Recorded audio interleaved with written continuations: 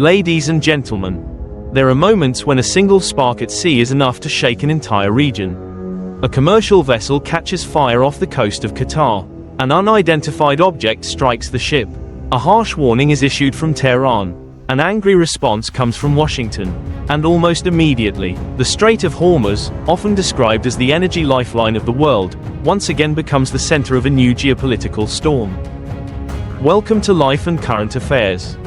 In today's program, we will take a deep look at a series of developments that are heating up the Middle East hour by hour, from the attack on a US-flagged cargo ship near Qatar, Iran's tough response, President Donald Trump's hardline position, to the United States building a multi-layered military posture in the Gulf, Britain preparing to send a warship to Hormuz, Russia speaking out on Iran, Israel being accused of setting up a secret military base in the Iraqi desert, and the global oil market beginning to show unusual warning signs. The major question now is this: is this merely another round of escalation in the long confrontation between the United States and Iran? Or is it the opening stage of a far more dangerous phase, one in which diplomacy, military power, energy security, and financial markets are all being pulled into a game that no side can easily control? Ladies and gentlemen, the first flashpoint began in the waters near Qatar. According to the original report, the United Kingdom Maritime Trade Operations Centre received a report of an incident about 23 nautical miles northeast of Doha, Qatar. The captain of a cargo vessel reported that the ship had been hit by an unidentified object. A small fire then broke out on board, but it was quickly extinguished. No casualties were reported, and no serious environmental impact was recorded. However, the most important detail is that the incident is being treated as an attack, and the relevant authorities are now investigating. Shortly afterward, Iranian media reported that the damaged vessel off the coast of Qatar was owned by the United States and was flying a US flag. Qatar also confirmed that a commercial ship departing from Abu Dhabi had been attacked by a drone in its territorial waters, causing a fire on board. Qatar's Ministry of Foreign Affairs strongly condemned the attack, calling it a blatant violation of the principle of freedom of navigation and international law. Doha also warned that such actions directly threaten the security of commercial shipping routes and essential supply chains in the region. At first glance, this may appear to be just a single maritime incident, but in the current climate, every event at sea can carry a meaning far beyond one vessel. It is not simply about an unidentified object striking a commercial ship. It is a reminder that the Gulf is now in an extremely fragile state, where every small action can be interpreted as a military signal, and every fire at sea can become a diplomatic fuse. What makes the situation even more tense is that the incident came after US forces were reported to have disabled Iranian-flagged oil tankers in the Gulf of Oman, preventing them from continuing their journey to Iran. Soon after, Iran's Islamic Revolutionary Guard Corps warned that if Iranian oil tankers continued to be targeted, Tehran could strike US facilities in the Middle East as well as vessels it considers hostile. Here, we can clearly see a dangerous cycle forming. The United States says it is enforcing a blockade and restricting Iran's oil flows. Iran sees this as a hostile act. Qatar condemns the attack on a commercial vessel. Gulf states worry that vital maritime routes are under threat. And the global energy market begins to consider a nightmare scenario. If Hormuz is no longer safe, then every economy dependent on oil, liquefied natural gas, and maritime transport will be affected. At the same time, the diplomatic front between Washington and Tehran has entered an extremely sensitive stage. According to the original script, Iran submitted its response to the latest US proposal aimed at ending the prolonged conflict. This response was delivered through Pakistan, which is acting as a mediator. However, after reading Iran's response, President Donald Trump reacted sharply. He said he did not like it and described it as completely unacceptable. What is notable is that President Trump did not reveal the specific points that displeased him. Iranian media, however, reported that Tehran's response emphasized the urgent need to end the conflict, while also demanding guarantees to prevent Iran from being attacked again. Iran also stressed the need for the United States to lift sanctions and recognize Tehran's role in managing the Strait of Hormuz, depending on whether Washington fulfills certain commitments. In other words, Iran does not want a ceasefire on paper alone. Tehran wants a security framework. Iran wants to make sure that if it de-escalates, It will not be left in a weakened position. Washington, under President Trump's approach, appears unwilling to accept any terms that would place too many constraints on the United States or give Iran additional strategic space. This is the core of the deadlock. One side wants security guarantees before making concessions. The other side wants concessions before discussing guarantees. One side views the Strait of Hormuz as a vital strategic lever. The other side views freedom of navigation through Hormuz as a non-negotiable strategic interest. And when these two positions collide, every mediation channel is placed under enormous pressure. Within this picture, Qatar and Pakistan have emerged as important diplomatic links. Qatar is reportedly becoming more deeply involved in mediation efforts between the United States and Iran, while Pakistan remains the main intermediary. Doha was initially said to be reluctant to become too deeply involved. But after pressure from Washington, Qatar agreed to participate as part of a wider regional effort to promote a long-term agreement. Why does Qatar matter? Because Qatar maintains relatively close ties with Washington while also keeping regional communication channels open. Doha has played a mediating role in several negotiations related to Gaza. Pakistan, meanwhile, has a direct interest in keeping liquefied natural gas flowing through the Strait of Hormuz, especially as the country faces serious gas shortages. When a Qatari liquefied natural gas vessel safely passed through Hormuz on its way to Pakistan, it was not merely a cargo shipment, it was a political signal. Certain corridors can still be opened if the parties can build even a minimum level of trust. But diplomacy can only function when weapons do not cross the red line. And at this moment, that line is being tested again and again. According to the original script, senior Iranian military officials recently met with the supreme leader and received new instructions regarding military operations. Iran declared that its armed forces are on high alert, sending a clear message that if its adversaries make any mistake, Iran will respond quickly, forcefully, and decisively. At the same time, an Iranian military spokesperson claimed that US actions in the region are strengthening unity inside Iran. This message carries several layers. To the outside world, Iran wants to show that it is not so divided that it has lost its ability to respond. Domestically, Iran's leadership wants to turn pressure from the United States and Israel into a force of national unity. And to mediating countries, Tehran is signaling that if negotiations cannot protect its core interests, the military option remains on the table. Meanwhile, the United States is not standing still.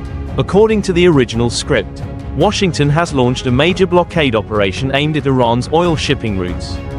US Central Command is said to have blocked more than 70 commercial oil tankers from reaching Iranian ports, involving more than 166 million barrels of crude oil worth over $13 billion.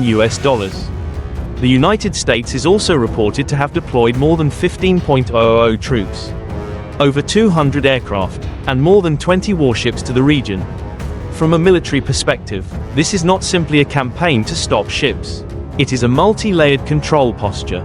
Aircraft carriers, guided missile destroyers, amphibious ships, reconnaissance aircraft, drones, refueling aircraft, and fighter jets together form a continuous network of surveillance, interception, and deterrence. In modern warfare, a maritime blockade is no longer just about placing warships in front of a sea route. It is a game of satellites, radar, sensors, intelligence data, and rapid reaction capability. However, this is also a campaign filled with risk. Every time a US vessel blocks an Iranian ship, the chance of gunfire increases. Every time Iran issues a radio warning, the risk of misunderstanding grows.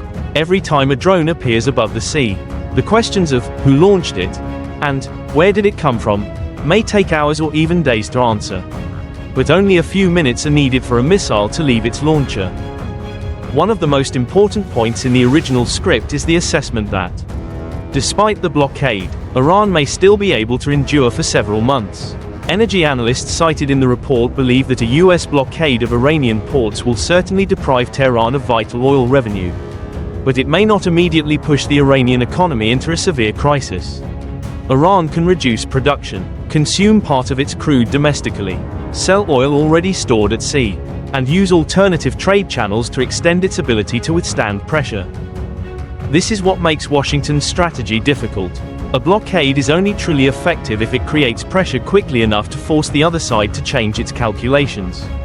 But if Iran can endure for months, then time becomes a double-edged sword. The United States will have to maintain a large military presence in the region, bear high operational costs, face pressure from energy prices, accept the risk of casualties, and deal with political fatigue at home. Iran, on the other hand, will suffer economic damage, but it may use time to adapt, strengthen domestic morale, and exploit divisions within the opposing coalition. Ladies and gentlemen, in this context, Britain has also begun making its own move. The British Ministry of Defence is reportedly preparing to send the destroyer HMS Dragon to the Middle East in order to be ready to join an international mission to protect maritime activity in the Strait of Hormuz. Britain and France are said to be advancing military plans to safeguard freedom of navigation, with more than 40 countries involved in discussions. If this plan takes shape, it will send a clear message: Hormuz is no longer just a bilateral issue between the United States and Iran. It has become a global maritime security problem. Around 20% of the world's oil once passed through this route. Therefore, any disruption in Hormuz can directly affect fuel prices, shipping costs, inflation, and the daily lives of hundreds of millions of people around the world. But the larger a coalition becomes, the more complicated command structures and collision risks become. A British ship, a French ship, a US ship, an Iranian drone, and a commercial vessel flying the flag of a third country could all be operating in the same narrow and tense waters. One wrong move or one misunderstood signal could turn the crisis from blockade into direct confrontation. Russia is also watching the situation closely. According to the original script, President Vladimir Putin described the situation around Iran as complex, serious, and deadlocked. Russia is in a difficult position because it maintains relations with Iran while also having interests with other countries in the region. President Putin said Moscow is ready to transport and store Iran's enriched uranium, recalling that Russia had previously done this under the 2015 nuclear agreement. Russia's proposal shows that Moscow wants to preserve a technical and diplomatic role in the Iran file. But that role is not easy. The United States wants stricter conditions. Iran does not want to lose its strategic leverage. Israel worries that any monitoring gap could allow Tehran to restore its capabilities. And Russia, while competing with the West, wants to present itself as a responsible actor without losing influence in the Middle East. At the same time, Russia also spoke about the Bushehr nuclear power plant, Iran's operating nuclear facility built by Russia. According to the cited report, Rosatom stated that the plant remains operational, that no recent attack has been recorded near the facility, and that Unit 1 is still running at full capacity. However, a clear warning was also given: any attack on the facility could cause a regional disaster. This is a real red line. If a nuclear facility is attacked, the crisis will no longer be only about oil tankers, blockades, or negotiations. It will become a question of radiation safety, humanitarian risk, and cross-border environmental danger. That is why, no matter how hardline the parties may sound, no one wants to be seen as the side that opens the door to a regional nuclear disaster. Ladies and gentlemen, while all this is unfolding, another shocking report has emerged. Israel is accused of establishing a secret military base deep in the Iraqi desert to support airstrikes against Iran. According to the original script, the base allegedly serves as a logistics hub for Israeli special forces and air force units, while also hosting search and rescue teams in case pilots are shot down. If this information is accurate, it would show that the confrontation between Israel and Iran has moved far beyond direct borders. Iraq, already a highly sensitive geopolitical space, could become an intermediate battlefield. A secret base in the desert is not merely a military story. It is a sign of a shadow war, in which the parties build staging points, supply routes, intelligence corridors, and rescue options before major strikes take place. The original script also mentioned that this base was nearly exposed when a local shepherd reported unusual helicopter activity and gunfire. If true, this reveals a striking paradox of modern warfare. Highly classified operations using advanced technology can sometimes be exposed by the simple observations of local civilians. From a regional perspective, the possibility of Iraq being pulled into this confrontation is extremely dangerous. Iraq has Iran-backed forces, US influence, a central government trying to balance multiple pressures, and a crucial geographic position between Iran, Syria, the Gulf, and the Levant. If Iraq becomes a logistical platform for operations against Iran, Tehran is unlikely to remain passive. At that point, the conflict could spread into areas that no side can easily control. Another major flashpoint is Hezbollah and the Israel-Lebanon border. The original script reported that Hezbollah attacked an Israeli military base, marking the first time the group publicly claimed responsibility for a cross-border strike since the ceasefire between Israel and Lebanon took effect. Israel responded with airstrikes in southern Lebanon, causing casualties.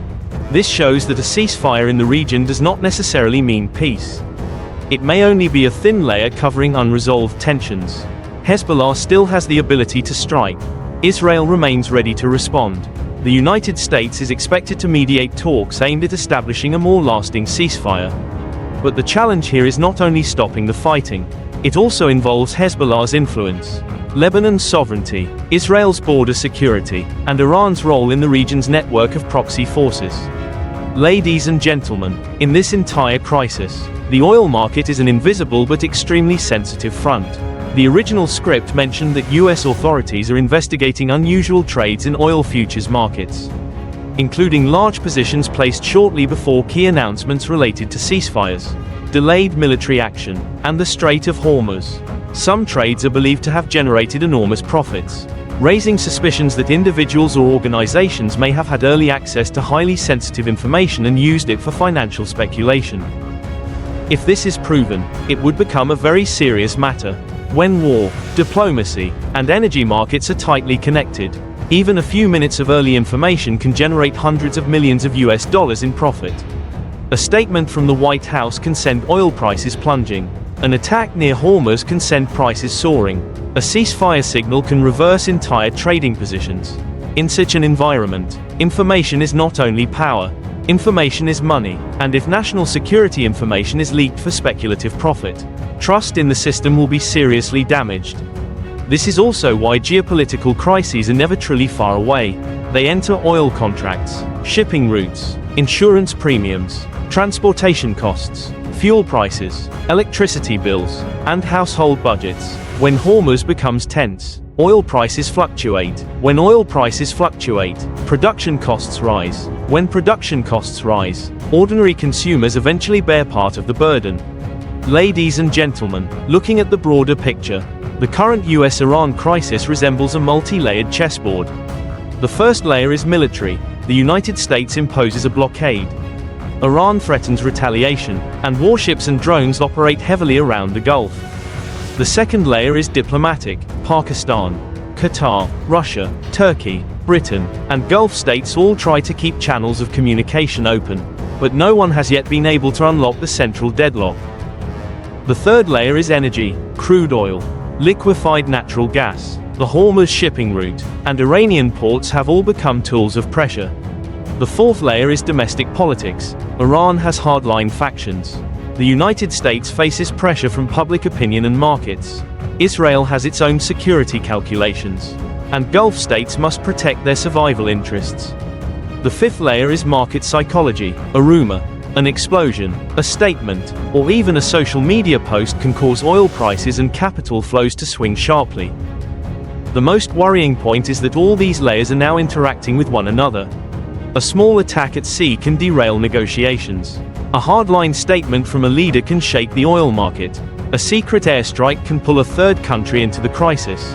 A prolonged blockade can weaken Iran's economy, but it can also push Tehran toward more desperate action.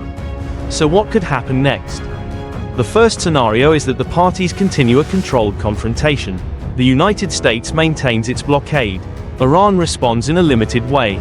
Qatar and Pakistan continue mediating, and Russia tries to offer a technical solution related to uranium. This is the least dangerous scenario, but it remains extremely fragile. The second scenario is an unintended incident. A warship is hit by a missile. A drone is shot down. A commercial vessel is attacked with major casualties. In that case, pressure for retaliation would rise sharply, and no side would want to appear weak. The third scenario is that Hormuz is tightened even further. If the flow of oil and gas through this route is seriously disrupted, the world could face a new energy shock. Energy importing economies in Asia, including many developing countries, would feel the impact clearly. The fourth scenario is a sudden diplomatic breakthrough. This is not impossible, because all sides understand that a full-scale war would come at a terrible cost. But for such a breakthrough to happen, both Washington and Tehran would have to step back from positions they currently treat as matters of strategic honor. And that is not easy. Ladies and gentlemen, the biggest lesson from these developments is that today's world no longer has distant crises. An attack in the waters off Qatar can affect oil prices in Asia. A US blockade decision can change global shipping costs. A confrontation between Iran and Israel can trigger reactions from Russia, Britain, France, Pakistan, Qatar, Saudi Arabia, and many others. In a world connected by energy, trade, and finance, no hotspot is truly separate from our daily lives. That is why, in the coming days, what we need to watch is not only who fires first, who responds more forcefully, or which warship appears in Hormuz. The more important question is whether mediation channels can remain open. Can Qatar maintain its role as a bridge? Can Pakistan keep the dialogue alive? Can Russia offer a solution acceptable to both Washington and Tehran? And above all, can the parties remain clear-headed enough to understand that a military victory in the Gulf may come at an economic and political cost too high to bear?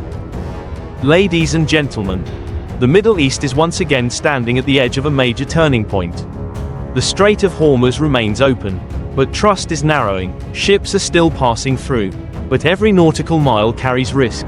Calls for peace are still being made, but behind them are the sounds of warship engines, drones, radar sweeping across the sea, and emergency phone calls between capitals.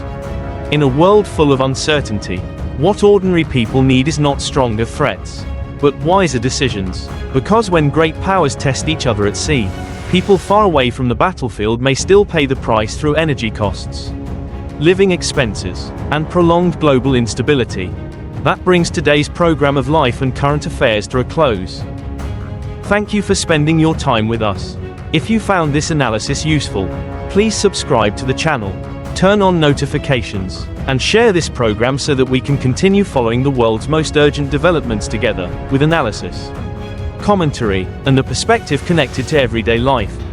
We wish you good health, peace, and a calm mind amid the complex movements of our time.